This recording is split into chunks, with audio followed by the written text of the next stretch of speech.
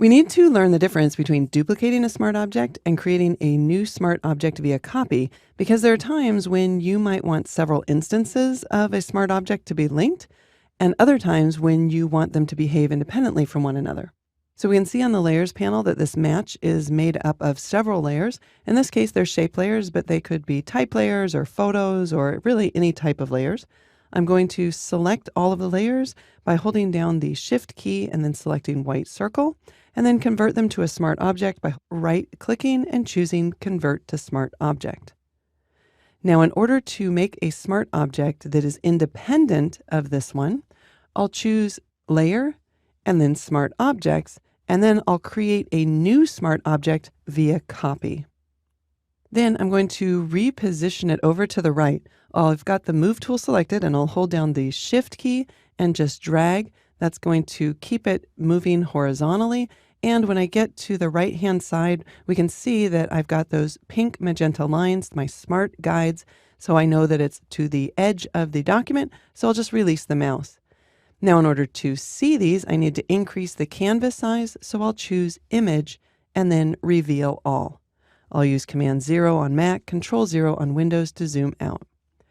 Now, I want to edit the contents of the smart object on the right, and I don't want it to affect the smart object on the left, so I'll double-click on the thumbnail for the smart object. That brings the smart object up in its own window.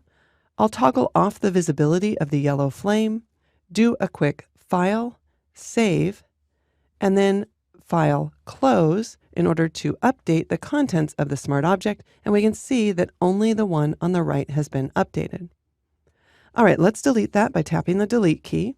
And this time I'm going to make a duplicate of the smart object, either using the Layers menu and choosing New and then Layer via Copy, or I could use the keyboard shortcut Command J on Mac or Control J on Windows, or we can just hold down the Option key on the Mac or the Alt key on Windows and drag a copy in the Layers panel. Now that I have my second copy, I'll use the Move tool and just reposition it over to the right-hand side. This time, when I double-click on the thumbnail for the smart object in order to edit the contents, and I toggle the visibility of the yellow flame, and I choose File, Save, and then File, Close, we can see that both instances of the smart object have been updated. So one thing to point out before we wrap up, it was only the contents of the smart object that were linked. So for example, if I wanted to transform this or change the opacity, they're not both going to change. It's only the contents within the smart object that would change. So if I go to the Layers panel and we just decrease the opacity, we can see it only affects this layer. So there you go. The difference between creating a new smart object via copy using the Layers menu and duplicating a smart object by either using the Layers menu Command J or Option dragging it on the Layers panel.